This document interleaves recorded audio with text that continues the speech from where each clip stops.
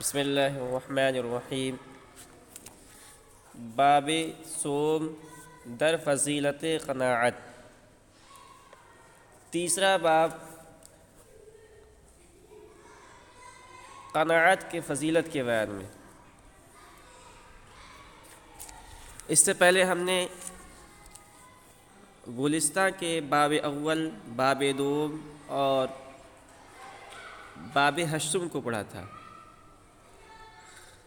ہمارے یہاں رائج اکثر مدارس کے نصاب کے اندر باب ہشتم یعنی 8واں باب داخلی نصاب ہے۔ کچھ مدارس کے اندر باب اول اور باب دوم کو بھی پڑھایا جاتا ہے۔ اسی کے پیش نظر ہم نے ان 3 ابواب کا ترجمہ اور تشریح اپنے اس سلسلے کے اندر داخل کیا تھا، لیکن کچھ احباب اور کچھ طلبہ کا اصرار ہوا کہ باقی جو ابواب بچے ہیں ان کا بھی ترجمہ تشریح کو اپنے اس سلسلے میں داخل کر لیں، تو ہم نے اسی کے پیش نظر آج سے تیسرے باب کو شروع کیا ہے، اور انشاءاللہ موقع بموقع پڑھتے رہیں گے۔ تیسرے باب کو، چوتھے باب کو، پانچویں باب کو، چھٹے باب کو، یعنی مکمل کتاب گلستہ کو انشاءاللہ ہم حل کریں گے۔ اور اگر اس کے اندر اس سے کسی کا فائدہ ہو اور اس کو کتاب کے حل میں مدد ملے تو میرے لیے دعا کریں، اور اگر اس سلسلے میں کوئی غلطی ہو یا کمی ہو جائے تو اس کو کمنٹ کے اندر لکھ کر مجھے بتلائیں تاکہ میں اس کی اصلاح کر سکوں۔ اللہ تعالی ہم سب کو سیدھے راستے پر چلنے کی توفیق عطا فرمائے۔ تو ہم اس سلسلے کو شروع کرتے ہیں۔ باب صوم در فضیلت قناعت، تیسرا باب قناعت کے فضیلت کے بیان میں۔ قناعت کے معنی آتے ہیں تھوڑی سی چیز پر راضی ہو جانا، اس کا نام قناعت ہے۔ اور قناعت کی ضد ہے حرص، لالچ۔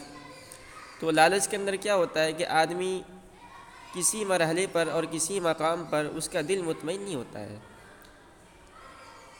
اگر آدمی کہتے ہیں نا کہ اگر آدمی 7 ملک کا مالک ہو جائے، کوئی بادشاہ 7 ملک پر حکومت کرے تو بھی اس کی لالچ، اگر لالچی ہے تو لالچ پوری نہیں ہوتی، 8ویں کی تلاش میں رہتا ہے۔ اور قناعت کہتے ہیں اللہ رب العزت نے جو دے دیا ہے ہمیں اس پر ہم راضی ہو جائے۔ اگر اللہ ہمیں 1 روٹی کھانے کو دے دے روزانہ تو اس پر ہم راضی ہو جائے، اللہ کا شکر ادا کریں، ناشکری نہ کریں، اس کا نام قناعت ہے۔ تو شریعت کے اندر حرص مذموم ہے اور قناعت یہ ممدوح ہے، مطلوب ہے۔ خود حضور پاک صلی اللہ علیہ وسلم نے عملی طور پر اس کی تعلیم دی، صحابہ کرام رضی اللہ تعالیٰ عنہ اجمعین نے اپنے عملی طور پر اس کو کر کے دکھلایا۔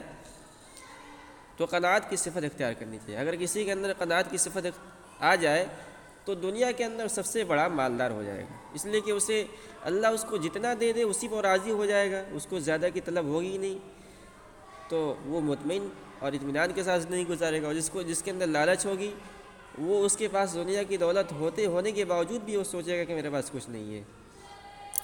تو قناعت کی کیا کیا فضائل ہے، کچھ اس کے اندر حکایت کو شامل کیا ہے شیخ سعدی رحمۃ اللہ علیہ نے، جن سے ہمیں نصیحت ملتی ہے۔ تو کہتے ہیں خواہندہ مغربی، خواہندہ مغربی، تو یہ خاصتاً سے اس میں فاعل کا صیغہ ہے خواہندہ، اس کے معنی آتے ہیں چاہنے والے، طلب کرنے والے۔ یہاں مراد ہے بھیک مانگنے والے، جو لوگ بھیک مانگتے ہیں، یہ بھکاری لوگ۔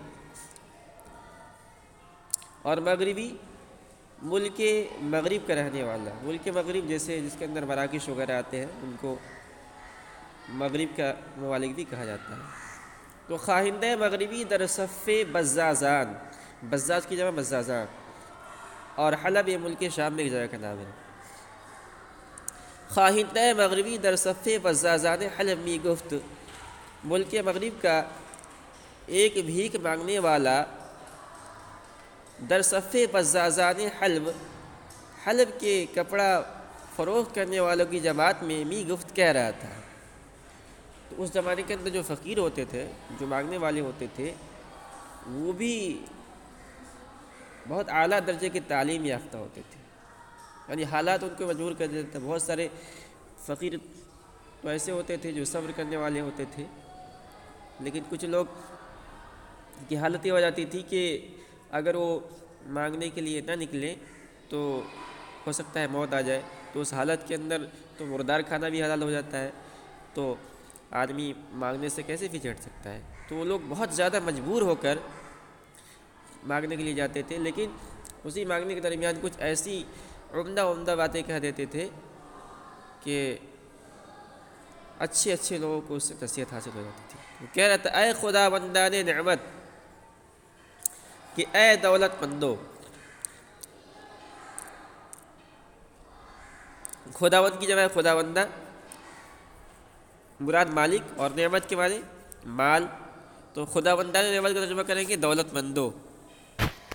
اگر شمارا انصاف بودے مارا قناعت رسم سوا ومارا قناعت، اگر شمارا اگر تمہارے اندر انصاف بودے انصاف ہوتا یعنی اگر تم بالکل انصاف کے ساتھ زکوٰۃ و صدقات نکالتے، ومارا قناعت اور ہمارے اندر قناعت ہوتا، رسم سوال از جہاں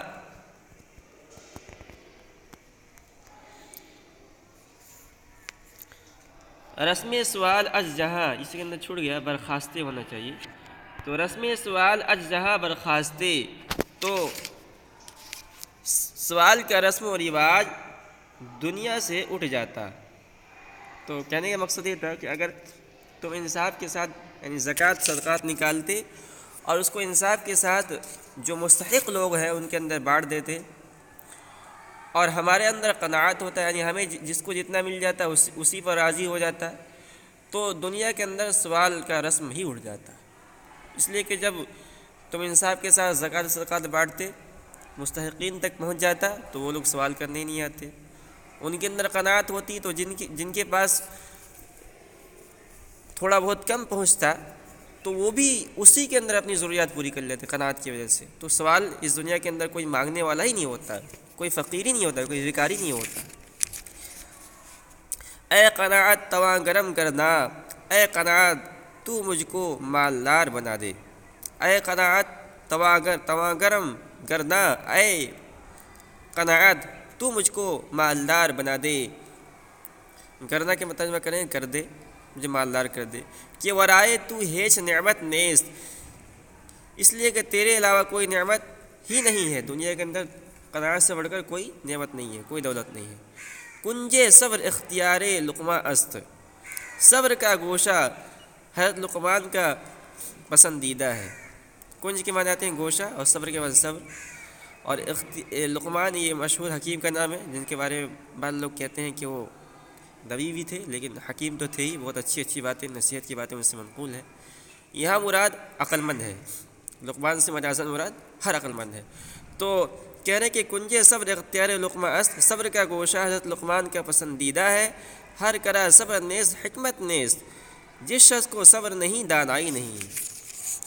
تو مطلب یہ ہے کہ